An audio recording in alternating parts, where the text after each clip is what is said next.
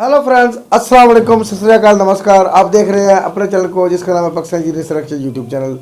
मेरे साथ बैठे हुए हैं हाफिज भाई, मैं आपका भाई जेजे भाई डॉन। और आज हम दोनों के डॉन जेजे भाई डॉन।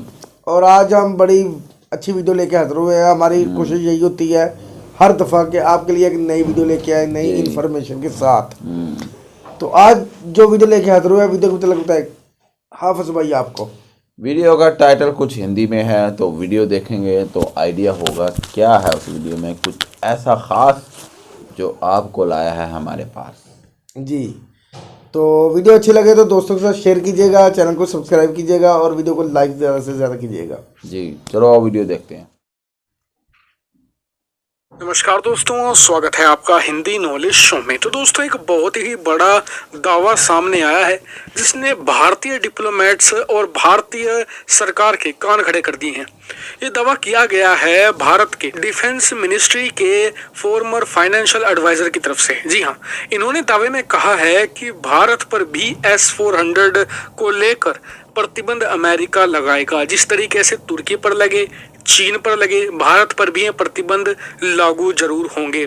साथ ही इन्होंने ये भी जोड़ा है कि भारतीय लोग मुकालते में ना रहें कि भारत पर प्रतिबंध नहीं लगेंगे, क्योंकि अगर आप देखें जिसे जिसे डिफेंस सिस्टम मिला है, जैसे कि तुर्की को मिला है, चीन को मिला है और तीसरा देश भारत है, भारत को भी अगले साल मिलना है। तो जिन दो देशों को अब तक मिला है उन पर प्रतिबंध तभी लगे हुए हैं जब उन पर डिलीवरी हुई है।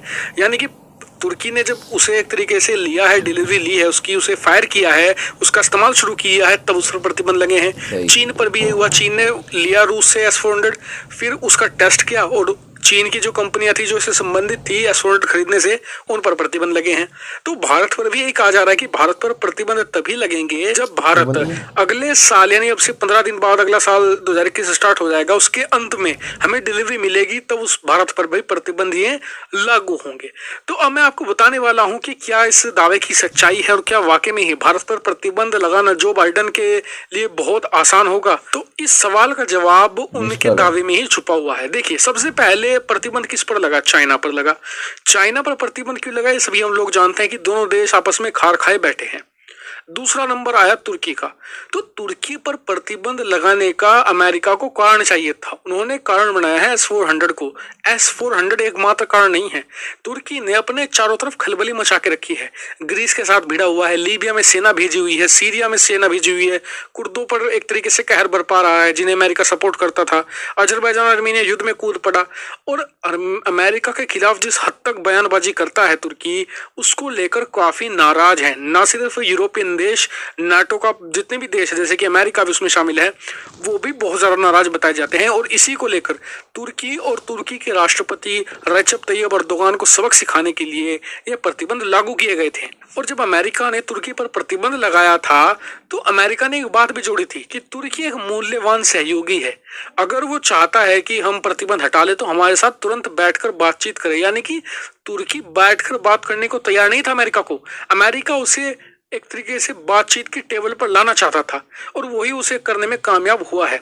और ऐसा नहीं है कि S-400 को लेकर ये प्रतिबंध जारी रहेंगे। आप देखिएगा जैसे ही मतलब कि थोड़ा नरम पड़ता है, तुर्की बातचीत करता है अमेरिका के साथ, तो प्रतिबंध हटा लेगा और S-400 यूज करता रहेगा, उसमें कोई भी दिक्कत नहीं है। वही बात करें भारत का केस बिल्कुल ही ज्यादा डिफरेंट है। भारत का केस इसलिए डिफरेंट है क्योंकि अमेरिका को पता है कि भारत जो रूसी हथियार है उनका बहुत ही पहले से सब एक तरीके से इम्पोर्टर रहा है, हम उनका इस्तेमाल करते हैं। आज भी भारत ने 2019 में भी पिछले साल 55% हथियार रूस से खरीदे थे। अमेरिका को पता है कि भारत धीरे धीरे शिफ्ट होगा, ऐसा नहीं कि एक ताली बजे भारत इधर से उधर चला गया। किसी भी सेना का हथियारों का ट्रांजिशन दशकों तक चलता है, ये अमेरिका को पता है। और इसीलिए S-400 को लेकर अमेरिका में कोई हल्ला नहीं मचा कि भारत इसे इस्तेमाल कर रहा है।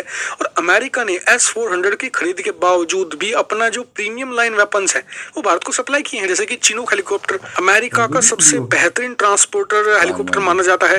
फिर अपाचे हेलीकॉप्टर दिया, अमेरिका का सबसे बेहतरीन अटैक हेलीकॉप्टर दिया है। और आने वाले समय में भारत को अपने F-18 सुपर हॉर्नेट लड़ाकू विमान भी ऑफर कर रहा है, उसको लेकर बातचीत चल रही है लीज पर लेने को। प्रीडेटर ड्रोन भी दिया है। तो फिर अमेरिका ये क्यों देता है? ये भी तो आप सोचिए। तो इसलिए भारत पर प्रतिबंध लगाना बहुत ही मुश्किल काम है। और जिन्होंने दावा किया है, ये भारत के फॉर्मर एडवाइजर रहे हैं जो फाइनेंस को लेकर डिफेंस मिनिस्ट्री में। इनके पास ऐसी क्रेडिबल न्यूज नहीं है, इन्होंने सिर्फ अंदाजा लगाया है। ये बात इन्होंने अपने दावे के अंत में जोड़ी भी है कि मेरा सिर्फ अंदाजा है। वही मान लीजिए कि अगर भारत पर प्रतिबंध लगा भी देता है अमेरिका, मान लीजिए 1% की लगा दिया प्रतिबंध, तो भारत के पास क्या ऑप्शन है, कैसे भारत निपटेगा इससे? तो देखिए, सबसे पहले तो भारत को हथियारों की कमी नहीं होने वाली आने वाले समय में। ना तो अगर मान लीजिए कि रूस चीन की गोद में जाकर बैठ जाता है, अमेरिका से हम दुश्मनी मोल ले लेते हैं, हम अकेले पड़ जाते हैं।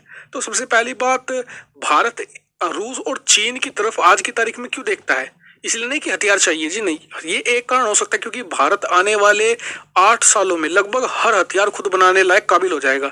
5वीं पीढ़ी का लड़ाकू विमान भी हम खुद बना लेंगे, 5वीं पीढ़ी का ड्रोन भी हम कुछ खुद बना रहे हैं, स्टेल्थ, एमका और ओरा के नाम से। तो वे कंप्लीट हो जाएंगे, हथियारों की कोई इशू नहीं होने वाला है। असली इशू है यूनाइटेड नेशन में। यूनाइटेड नेशन में भारत के पास वीटो पावर नहीं है। एक तो हमें वो पाने के लिए सपोर्ट चाहिए। इसके अलावा मान लीजिए पाकिस्तान लगातार भारत के खिलाफ प्रस्ताव लाता रहता है, तो उन्हें रोकने के लिए वीटो पावर बहुत जरूरी होती है। भारत हमेशा से ही एक वीटो पावर देश को अपने पाले में रखता है। पहले रशिया, फिर फ्रांस आ गया भारत के पाले में, और अब तो अमेरिका और ब्रिटेन भी आ गए हैं। मान लीजिए कि अगर अमेरिका चला जाता है, उधर से रूस भी चीन के गोद में बैठ जाता है, तो हमारे पास फिर भी ब्रिटेन और फ्रांस का ऑप्शन है। और ब्रिटेन के प्रधानमंत्री तो हमारे साथ संबंध बेहतर करना चाहते हैं, इसलिए वो हमारे जो आने वाले 26 जनवरी के कार्यक्रम में शामिल भी होंगे। लेकिन मान लीजिए कि ब्रिटेन भी अमेरिका के गोद में बैठ जाता है, तो फ्रांस हमारा बहुत ही अच्छा सहयोगी रहा है। जब हमने परमाणु परीक्षण किया था, तब भी उस समय के फ्रांस के राष्ट्रपति ने यह कहा था कि भारत को अपनी रक्षा करने का अधिकार है, इसलिए उन्होंने परमाणु हथियार बनाए हैं। और वो यूरोपियन यूनियन से लड़े भी थे। उन्होंने भारत पर प्रतिबंध नहीं लगवाने दिए थे यूरोपियन यूनियन में। यानी कि 100 बात की एक बात कि अगर अमेरिका भारत पर प्रतिबंध लगाएगा तो अपना ही कुछ बिगाड़ेगा, हमारा इसमें कुछ भी नहीं बिगड़ने वाला है। ये बात तो निश्चित है। हालांकि आपका क्या मानना है इस पर कमेंट करके में जरूर बताइएगा। चैनल को सब्सक्राइब करना बिल्कुल मत भूलिएगा और वीडियो को शेयर तो जरूर करिएगा ही। फिलहाल इस वीडियो में इतना ही। वीडियो देखने पर धन्यवाद। Thank you for watching video. लो जी, वीडियो तो काफ़ी इंटरेस्टिंग थी और इसमें नॉलेज भी काफ़ी है। ठीक है, क्योंकि जो आपके वो फॉरेन मिनिस्टर के क्या सेक्रेटरी थे या जो भी थे, उन्होंने ये जो बात की है कि जैसे सैंक्शन लगी हैं तुर्की पे और चाइना पे, तो वो उनकी बात कुछ हद तक किसी हद तक तो सही है, कुछ हद तक ठीक हो सकती है, लेकिन 100% वो बात ठीक भी नहीं है। क्यों? क्योंकि जैसे वो भाई बता रहे हैं ना, वो तुर्की पे बहाना उन्हें कोई चाहिए था सैंक्शन लगाने का, तो उन्होंने हर बात की वजह से, जैसे तुर्की के साथ अमेरिका के रिलेशन पहले ख़राब थे, तो अब ये फिर सैंक्शन तो फिर लगनी थी, अमेरिका को बहाना मिल गया। और इंडिया तो अब वैसे भी स्ट्रेटजिक पार्टनर है इंडिया अमेरिका का, तो अब इस पे सैंक्शन लगने के चांस मुझे तो नज़र नहीं आते। क्योंकि रूस से तो इंडिया पहले भी काफ़ी चीज़ें परचेज कर रहा है, नहीं तो सैंक्शन तो पहले लग जाए जी। जैसे वो कह रहा 2019 में 55%, 55% सारे आर्म जो आपने इंपोर्ट किए हैं वो रूस से किए हैं। क्योंकि दुनिया में सबसे बड़ा इंपोर्टर इंडिया ही है जो ये वेपन इंपोर्ट करता है। और रूस ने ही उधर इनकी खातर रूस ने ही वहाँ पे पाबंदियाँ लगने से बचाया भारत को। जब अमेरिका ने, हाँ, फ्रांस ने जब इन्होंने कोशिश की लगाने की पाबंदियाँ, तो यही देश आगे आए और इससे वाकई अमेरिका को नुकसान होगा। हाँ, जिन देशों के पास वैसे भी तकरीबन यार अमेरिका ने नहीं लगानी पाबंदियाँ इस पे। 80% तो ज़्यादा इंडिया की जो है ना शहरी, जो इंडिया की सारे हैं पढ़े लिखे लोग, जो अमेरिका के तमाम बिजनेसकारों में लगे हुए हैं 80%, और सॉफ्टवेयर भी अमेरिका को दे रहा है ये। लेकिन अमेरिका के लिए यार इंडिया पे जैसे चाइना के साथ इनके हालात ख़राब हुए, इन्होंने मेक इन इंडिया का नारा लगा के हर चीज़ बंद कर दी चाइना की। चाइना को अच्छा खासा नुकसान हुआ। और एक ये जो मैंने इस वीडियो में सुना है ना कि वो इंडिया 5th जनरेशन के ड्रोन बना रहा है, यार वाकई यार वो तो दूसरी बात ये, अगर अमेरिका इनके साथ ये ऐसा कुछ करता है, पाबंदी लगाने का सोचता है, तो देख ले कि ये 75% इनको जो सॉफ्टवेयर बना के देते हैं, फिर अमेरिका सोचे कि अमेरिका क्या बनेगा, अमेरिका का एक्सपोर्ट करता है। फिर जितने भी CEO लगे हुए हैं या जितने भी बड़ी मार्केटिंग हो रही है, तो अमेरिका तो खत्म हो जाएगा। वैसे भी इंडियन लॉबी बहुत बड़ी है अमेरिका में। हाँ, अमेरिका तो खत्म हो जाएगा। जो क्योंकि इन्होंने यार उन्होंने आज लगनी चाइना नहीं में है। लगा दिया ना नारा मेक इन इंडिया का, तो फिर अमेरिका में भी लगेगा मेक इन इंडिया। चल अमेरिका भी नहीं, गया मेरा जहाँ तक ख्याल है ना यार, इंडिया ना जड़ों अमेरिका- में घुस गया, जड़ों में। अमेरिका ना इंडिया पे सैंक्शन मुश्किल ही है नहीं लगाएगा ही नहीं, लगाएगा बहुत ही नहीं। मुश्किल बात है। ये तो उन्होंने एक आइडिया लगाया हाँ, उनके एक जिन पे- मंत्री ने। जिन दो कंट्रीज पे सैंक्शन लगी हैं वो तुर्की के साथ भी अमेरिका की खलबली पहले मची हुई है, चाइना के साथ और भी। चाइना के साथ भी मची हुई है। उन्हें तो बहाना ही चाहिए। बाकी ये बात सही है, वीटो पावर के बहुत ज्यादा ही चांस है भारत के, नहीं बहुत नहीं ही चांस नहीं है, मेरी बात सुनो। वीटो पावर की जो बात उन्होंने की थी ना, उन्होंने कहा था कि कुछ यानी कि करारदाद, जैसे हमारे तो उर्दू में यही कहते हैं करारदाद, पाकिस्तान इंडिया के खिलाफ लेके आता है, मुआहदा या हो गया, कुछ इंडिया कुछ पाकिस्तान के खिलाफ लेके आता है अक़वाम मुत्तहिदा में, यूनाइटेड नेशन में। तो उसकी वजह से इंडिया को भी ऐसी कंट्री की ज़रूरत है जिसके पास वीटो पावर हो, और पाकिस्तान को भी ऐसी कंट्री की ज़रूरत है जिसके पास वीटो पावर। तो ये दोनों देशों के जब तक हालात ठीक नहीं ना होंगे तो फिर ये ऐसे झगड़े रहने ही रहने हैं। तो हम तो अमन की आपसे बात करते हैं, मोहब्बत की बात करते हैं।